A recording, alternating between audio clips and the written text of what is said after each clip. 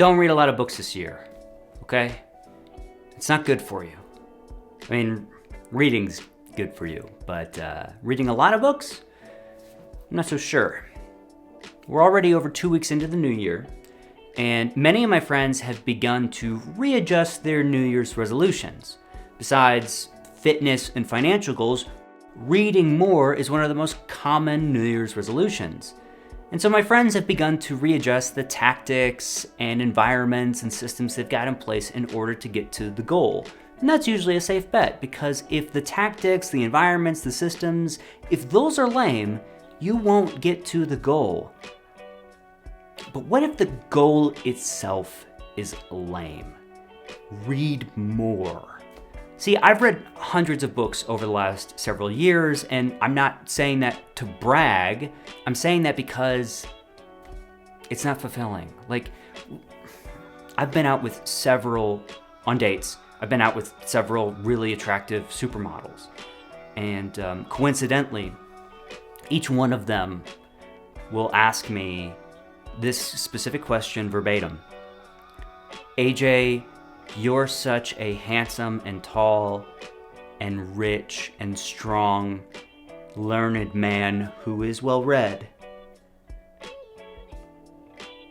What are some of your favorite books?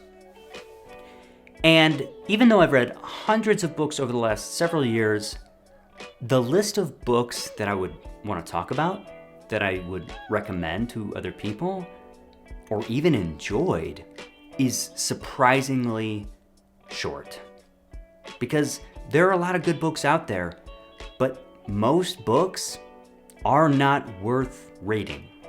Saint Jose Maria Escriva, in his book The Way, has this to say about books.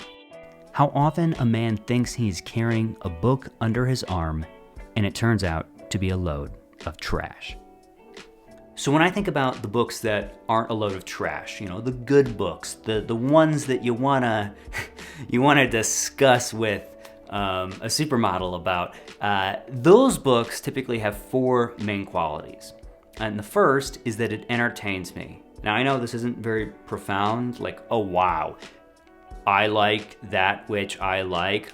Of course, but if I can't even enjoy the experience of reading the book, I'm not going to be able to get to the other categories. So just at a fundamental level, I have to at least enjoy the experience.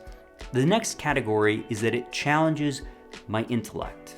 So I don't have to agree with a book to think it's a good book. In fact, most good books I don't agree with, and it's precisely because it challenges my intellect that I'm able to consider it a good book. I want to be thinking about this book and thinking about the ideas or the characters or the theses when I am not reading the book, but just going about my day. If a book is able to follow me around and continue to challenge my intellect, even when I'm not reading it, well, hey baby, that sounds like a good book. The third category is that it promotes conversations with others.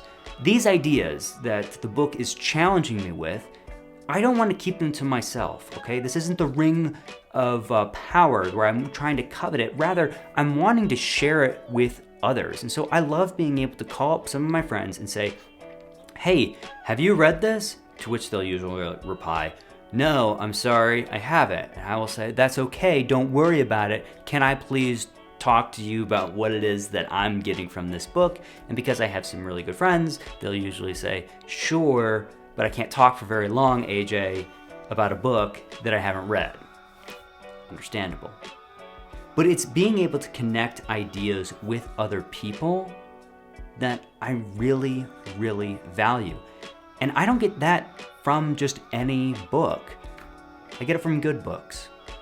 Now the last category, the fourth category, is a good book is one that reveals truths about reality. So when we read books, there is the entertainment and escapism that can come from, reading a nice fiction. There's also the practical utility of reading a book that's nonfiction about business or about personal development. And that's not what I'm talking about.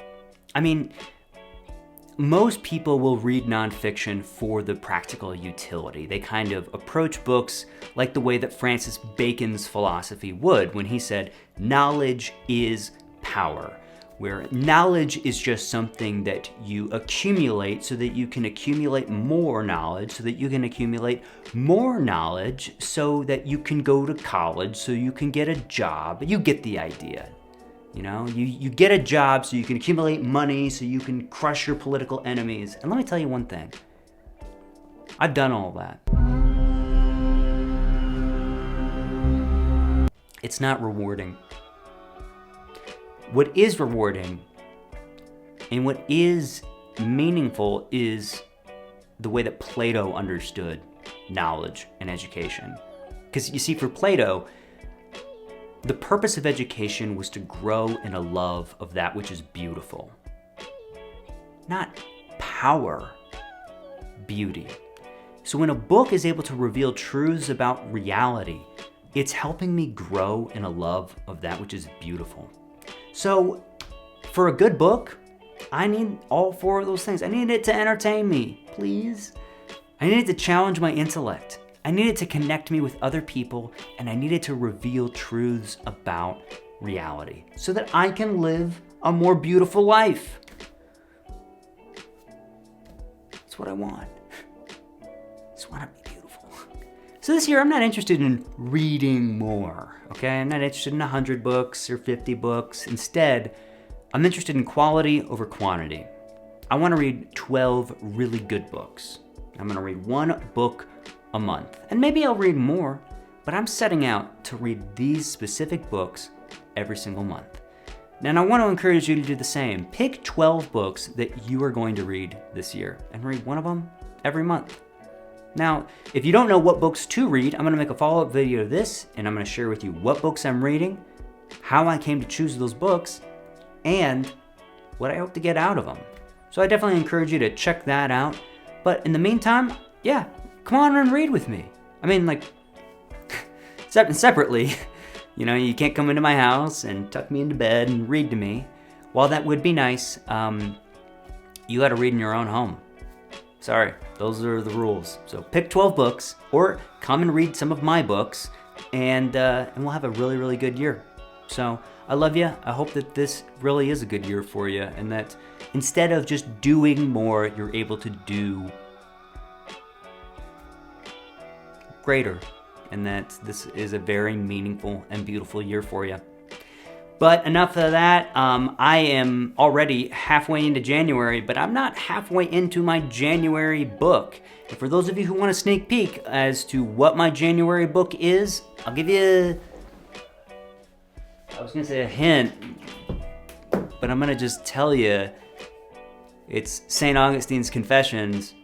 It's really good, but I'm not halfway through it yet, so better get started to keep going. Already started. All right, I'll see you. Have a good day. Have a good night.